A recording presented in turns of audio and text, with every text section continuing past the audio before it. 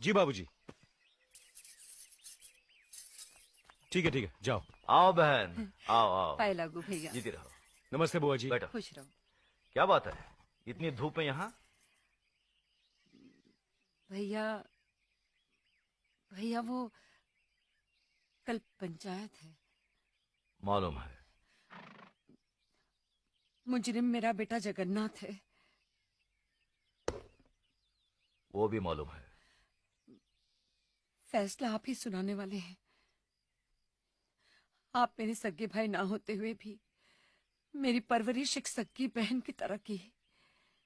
मेरी डोली को कांधा दिया और एक मां बनकर मेरी गोद भराई की रस्म पूरी करके आपने मेरी झोली खुशियों से भर दी।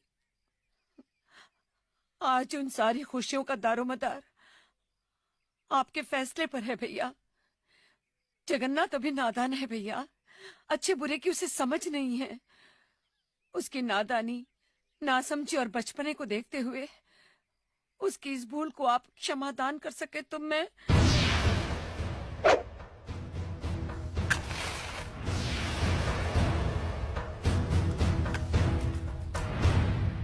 धर्मराज।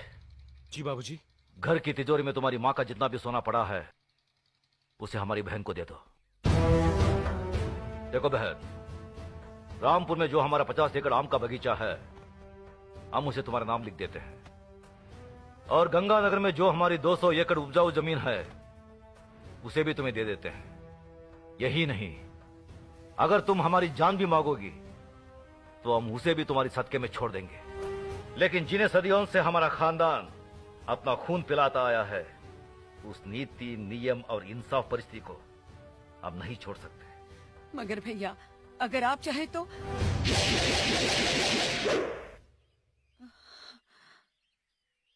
मैं जानती थी भैया कि आप अपने उसूलों और खानदान की आन से नहीं हटेंगे। मैं तो सिर्फ अपने आप को तसल्ली देने आई थी कि अगर मैं आकर आपसे विनती करती तो शायद आप अपना फैसला बदल देते। अपनी औलाद के मामले में माँ बहुत स्वार्थी होती है। अगर मुझसे कोई भूल हो गई हो तो माफ करना भैया।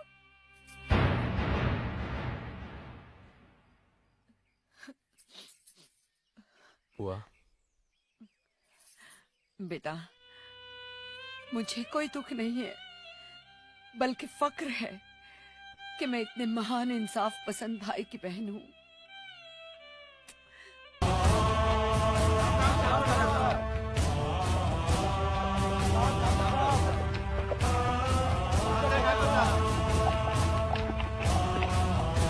साले साहब रुकिए रुकिए रुकिए।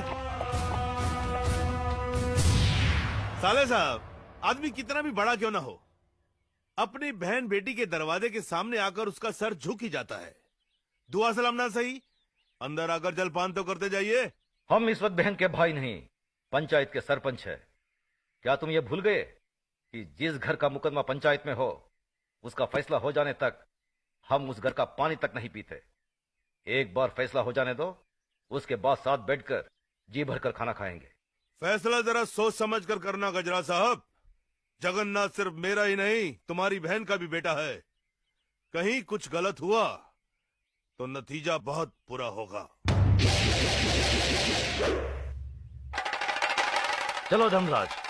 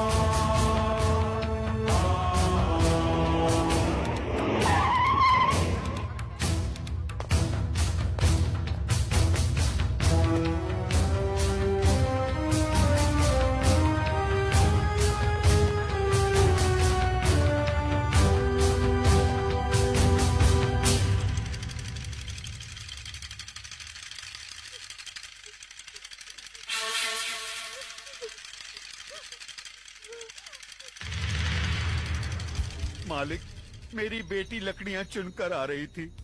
रंजीत सिंह के बेटे जगन्नाथ ठाकुर ने इसकी इज्जत लूट ली। हम गरीब हैं, इज्जत के सिवा हमारे पास कुछ नहीं है। अब कौन इससे शादी करेगा? अब कौन इसका हाथ थामेगा? आप न्यायमूर्ति हैं, आप ही फैसला कीजिए मालिक।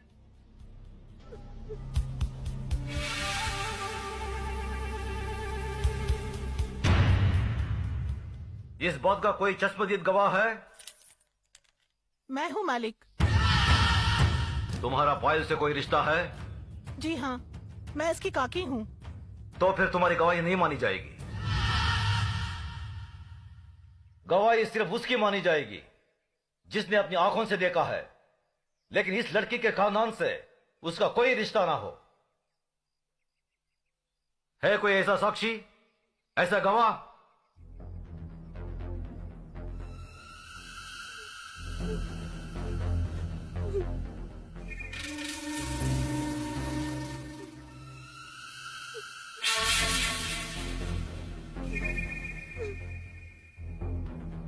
मैं हूँ मालिक। मैंने देखा है। तुमने क्या देखा है बेटे? मैंने देखा कि ये इस दीदी को जबरदस्ती अपने कंधे पे उठाकर पंपशीट में ले गया और दरवाजा बंद कर दिया। ये बचाओ बचाओ चिल्ला रही थी, मगर वहाँ कोई नहीं था।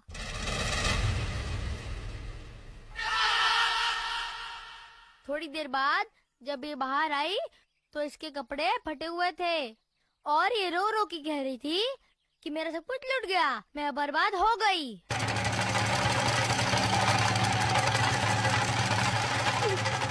जगन्नाथ, कमीने कुत्ते, तूने इन गरीबों को क्या समझा है?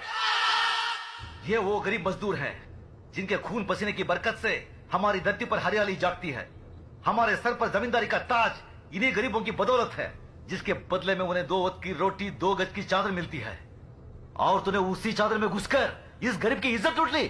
फिर तुझ में और जानवर में क्या फर्क रहा? मुनीम जी, देवी माँ के मंदिर से सिंदूर ले आओ। जी मालिक। पायल, तुम इधर आओ। जिन हाथों से मजबूर करके इस कमीने ने तुम्हारी इज्जत लूटी, आज ये उन्हीं हाथों से तुम्हारी मांग भरेगा, तुम्हें अपनी पत्नी बनाएगा। ये हमारा फैसला है। गजराज, अपना फैसला बदल दे। आंखें मत दिखा। ये नीच जिसके पांव अगर मेरी हवेली के फर्श पर पड़े तो फर्श गंदा हो जाए, इस 2 टके की लड़की को तुम मेरे घर की बहू बना रहे हो। तो नहीं जानता, जमींदारों में तो ऐसी बातें होती ही रहती हैं। मजदूर औरतों और मालिकों के बीच में ऐसे खेल तो अक्सर होते रहते हैं। कोई अपनी बीवी नहीं बनाता उन्हें। खामोश! मजदूर औरतों की इज्जत जमींदारों के बाप दादाओं के कोई जागीर नहीं होती जिसे वो अपनी मनमानी करे, रोन दे, कुचले। इज्जत इज्जत होती है, चाहे वो किसी ठाकुर की बेटी हो या किसी मजदूर की। पागल हो गया तू? तुझे इंसाफ करने की अकल नहीं है। तेरा अंजाम बहुत बुरा होगा गजराज।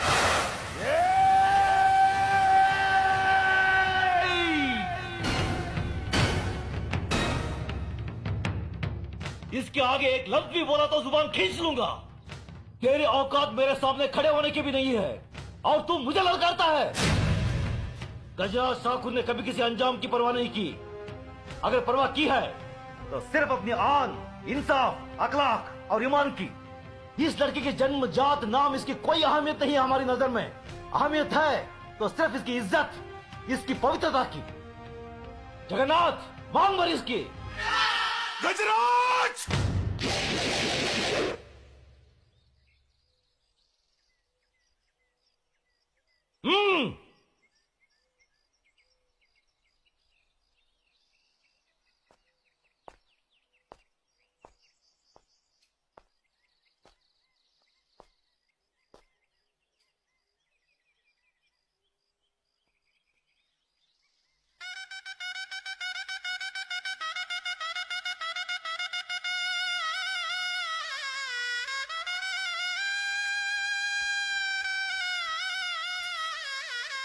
सदा फकीर हो बेटी। जगन्नाथ, अगर तुमने इसे कोई तकलीफ दी तो हमसे बुरा कोई नहीं होगा।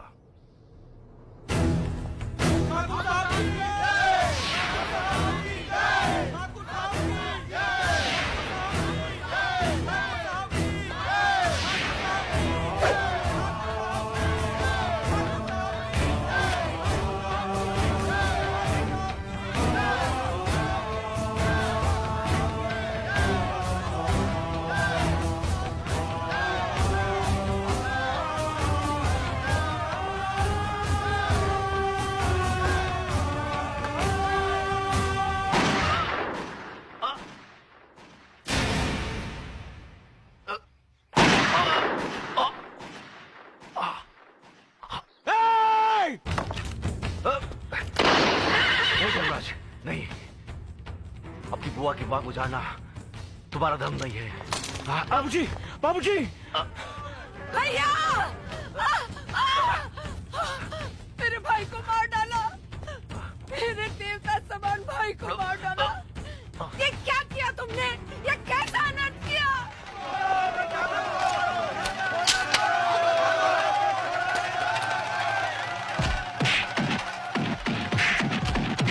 रुक जाओ, छोड़ दो उसे। जो अपराध उसने किया है उसकी सजा उसे जरूर मिलेगी। आज से 18 साल के लिए हम रंजीत सिंह ठाकुर को समाज और बिरादरी से बाहर करते हैं। आज के बाद अगर कोई भी इसके परिवार के साथ किसी भी तरीके का संबंध रखेगा तो उसको भी यही सजा मिलेगी। यह गजराज ठाकुर का फैसला है। भैया, बाबूजी, भैया, बाबूजी, बाबूजी, बाबूजी। धर्मराज, न्याय करने वालों के लिए रिश्ते और जज्बात कोई मायने नहीं रखते। बेटे, जान चली जाए पर आन ना जाने पाए। जान देकर जो आन की रक्षा करता है वही न्यायाधीश इंसाफ के आकाश की बुलंदी को छूता है।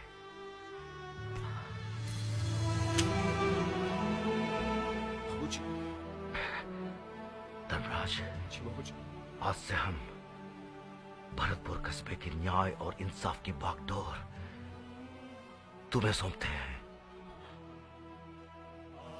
याद रखो बेटे, जिस दिन भी तुमने अनजाने में भी गलत फैसला किया तो समझ लो वही दिन तुम्हारी जिंदगी का आखिरी दिन होगा। बाबूजी, बाबूजी, भैया, बाबूजी।